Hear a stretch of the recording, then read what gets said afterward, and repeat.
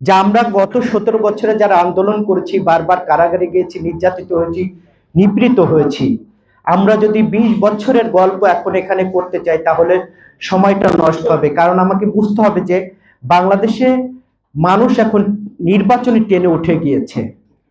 প্রশ্নটা হলো যে বাংলাদেশের যে শিক্ষা ব্যবস্থা, এই শিক্ষা ব্যবস্থার আমি একজন রাজনৈতিক কর্মী হিসাবে যদি মনে করি এই পথ হারার দায়ী আপনাদের গায়ে নিতে হবে, আপনারা কি এই দায় এড়াতে পারেন? পারেন না। যারা সরকারে আছেন তারাও কিন্তু দায় এড়াতে পারে না। বাংলাদেশে বড় বড় যে দুর্নীতিগুলো হয় সেই দুর্নীতি কি কৃষকের লিখনের মাধ্যমে হয়, নাকি যারা উচ্চ শিক্ষায় শিক্ষিত হন তাদের লিখনের মাধ্যমে হয়? এখানে কিন্তু প্রশ্ন এখন যারা নতুন প্রজন্মের রাজনীতি কর্মী তারা কিন্তু প্রশ্ন করতে শিখছে। আজকে যেই বাংলাদেশের শিক্ষক, আমি প্রায় সময় দেখি প্রেস ক্লাবের সামনে অনেক শিক্ষকরা কিন্তু আন্দোলন সংগ্রাম করে তাদের দাবির জন্য, কিন্তু কোনো শিক্ষক বাংলাদেশের কোনো অভিভাবক বা ছাত্র ছাত্রীকে নিয়ে বলেছেন কখনো এই ধরনের গোল টেবিল যে আমাদের নৈতিক শিক্ষার জন্য আন্দোলন সংগ্রাম গড়ে তুলতে হবে, সরকারকে প্রেসার করতে হবে? করেন নাই। কারণ আমরা যে যেখানেই থাকি না কেন আমাদের সবচেয়ে বড় চিন্তাটা ওই চেয়ারটা আমরা কিভাবে আঁকড়ে ধরবো। ওই চেয়ারের অনেক মজা, কারণ ওই চেয়ারে যেতে পারলে অনেক কিছু হয়। কিন্তু শিক্ষক যখন তখন আজকে যখন এই গোল টেবিলটা করছেন, এখানে তো আমি মনে করি অভিভাবক এবং ছাত্রদের আনা উচিত ছিল আপনাদের। তাদেরকে আপনারা ইমপ্রেস করতেন, তাদেরকে মনোবল দিতেন যে তোমরা একটা নিয়ে আন্দোলন করো, তোমাদের পাশে আছি। আপনারা সারা বাংলাদেশের সমস্ত শিক্ষা প্রতিষ্ঠান বন্ধ করে দিতেন, যে যতক্ষণ পর্যন্ত নৈতিক শিক্ষা এই সরকার দাবি আদায় না মানবে ততক্ষণ পর্যন্ত কোনো শিক্ষা প্রতিষ্ঠান খুলবে না বা আমরা ক্লাস নিব না।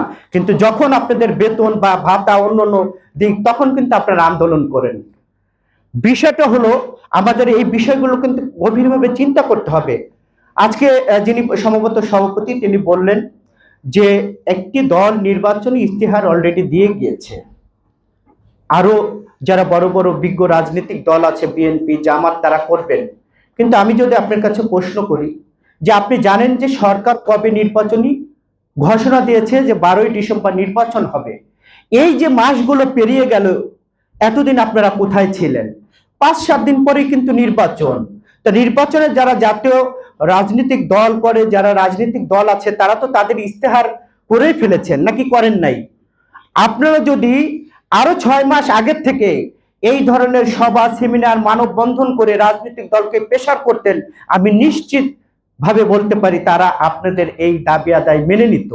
কারণ আপনারাও তো সমাজের একটা অংশ, আপনারা তো শিক্ষক। যেই শিক্ষক জাতি গড়ার কারিগর, সেই শিক্ষকের কথা সরকার শুনবে না, রাজনৈতিক দল শুনবে না, তাহলে ওই রাজনৈতিক দলের বাংলাদেশের দরকার নেই, তাহলে ওই সরকারের আমার দরকার নেই।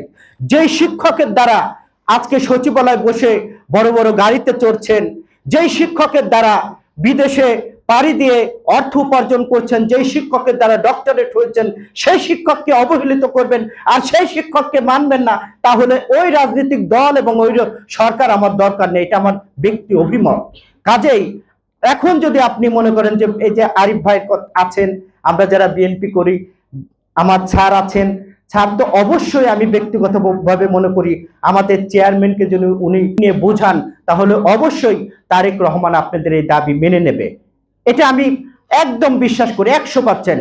কারণ আমাদের প্রিয় স্যার লতিফ স্যার করে, কারণ আমরা দেখেছি উনি গণতন্ত্রের জন্য কি করেছে, জাতির জন্য কি করেছে।